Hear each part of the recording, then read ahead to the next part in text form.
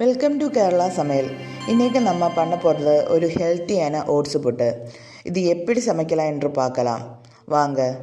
First ஒரு கடாயில் ஒரு கப்பு ஓட்ஸு போட்டு நல்லா வறுக்க வேண்டும். கொஞ்சம் பொன்னி நிறமான வரைக்கும் ரோஸ்ட் பண்ணியதுக்கப்புறம் இது நமக்கு ஒரு பிளேட்டில் போடலாம். இது கொஞ்சம் நேரம் ஆறியதுக்கப்புறம் ஒரு மிக்சியில் போட்டு 5 செகண்ட் நேரம் அரைக்க வேண்டும். 5 மினிட்ஸுக்கு அப்புறம் பார்த்தாலே இந்த மாதிரி நமக்கு மாவு கிடைக்கும். இந்த மாவை ஒரு பிளேட்டில் போட்டு தேவையான அளவுக்கு உப்பு போட்டு கலக்கி வைக்க வேண்டும். கொஞ்சம் கொஞ்சமாக தண்ணி தளர்த்து கையினால் சேர்த்து ஒரு சுத்தமான மாவு போல செய்ய வேண்டும். 5 மினிட்ஸ் இந்த மாவை ரெஸ்ட் பண்ண வைக்கணும். அதுக்கப்புறம் ஒரு வாட்டி கூடி இந்த மாவை மிக்சியில் போட்டு 1 செகண்ட் அரைக்க வேண்டும்.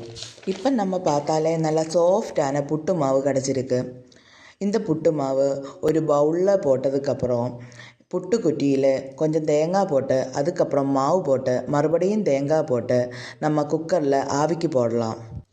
புட்டு 5 to 7 மினிட்டு ஆவியில் வைக்க வேண்டும். அதுக்கப்புறம் வெளியில் எடுத்து பிளேட்டில் போடலாம். உங்களுக்கு பிடிச்ச மாதிரியே பழம், சர்க்கரை, நெய் சேர்த்து சாப்பிடலாம். இந்த புட்டை எல்லாரும் வீட்டில் செஞ்சு பார்த்துருங்க. பிடிச்சிருந்தா லைக் பண்ணுங்கள். Like, comment, and subscribe.